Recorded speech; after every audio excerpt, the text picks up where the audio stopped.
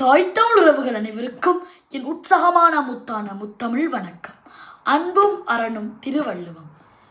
வள்ளுவ பார்வையில் அதிகாரம் 88 பகைத்திறம் தெரிதல் குறட்பாயன் 872.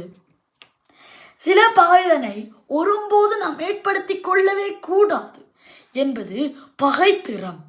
யாரோடும் பகை கொள்ள கூடாது என்பதனை விளக்குகிறது இன்றைய பகைத்திறம் அதிகாரத்தின் 2ஆம் குறட்பா. குறள்: வில்லேர் உழவர் பகை கொளினும் கொள்ளற்க சொல்லேர் உழவர் பகை. வில்லேர் உழவர் பகை கொளினும் கொள்ளற்க சொல்லேர் உழவர் பகை. இந்த குறளுக்கான கருப்பொருளை பார்ப்போம்.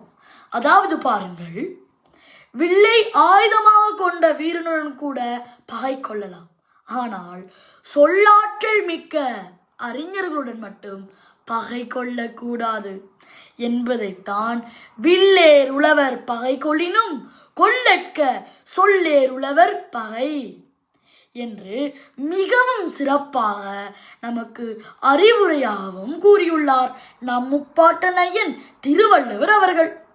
அவ்வாறே வில்லை ஏந்தியவரும் கூட பகை கொள்ளலாம், ஆனால் சொல்லை ஏந்தியவர்களும் என்ன செய்யக்கூடாது? பகைத்து கொள்ளக்கூடாது என்று கூறிக்கொண்டு மீண்டும் நாளை இன்னும் ஒரு அற்புதமான குறளோடு உங்கள் அனைவரையும் சந்திக்கும் வரை உங்களுடன் விடைபெறும் நான் உங்கள் கவித். அன்பும் அரணும் திருவள்ளுவம். நன்றி, வணக்கம்.